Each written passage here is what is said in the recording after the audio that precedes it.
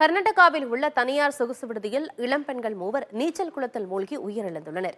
உரிமையாளர் உள்பட 2 பேர் கைது செய்யப்பட்டு விடுதிக்கு சீல் வைக்கப்பட்டுள்ளது. என்ன நடந்தது என விரிவாக பார்க்கலாம்.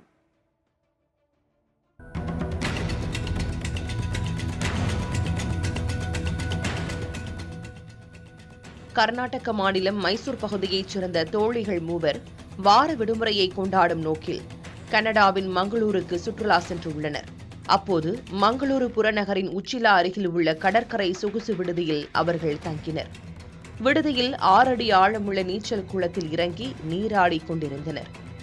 அப்போது ஒரு இளம்பெண் நீச்சல் குளத்தில் ஆழம் அதிகமுள்ள இடத்திற்கு சென்று நீரில் மூழ்கியதாக கூறப்படுகிறது. அவரை காப்பாற்ற மற்ற இருவரும் முயன்றபோது 3 நபர்களுமே நீரில் மூழ்கினர். தீயணைப்பு படையினரின் உதவியோடு இளம்பெண்களின் உடல்கள் மீட்கப்பட்டு கூராய்வுக்காக மருத்துவமனைக்கு அனுப்பி வைக்கப்பட்டது. தொடர்ந்து சம்பவ இடத்தில் மங்களூரு காவல் ஆணையர் அனுபம் அகர்வால் நேரில் சென்று பார்வையிட்டு ஆய்வு செய்தார்.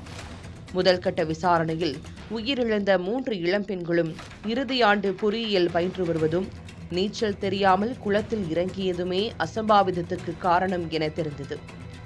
மேலும் சொகுசு விடுதியின் நீச்சல் குளத்தில் லைஃப் கார்டுகள் இல்லை, நீச்சல் குளத்தின் ஆழம் குறித்த தகவல் பலகையும் வைக்கவில்லை.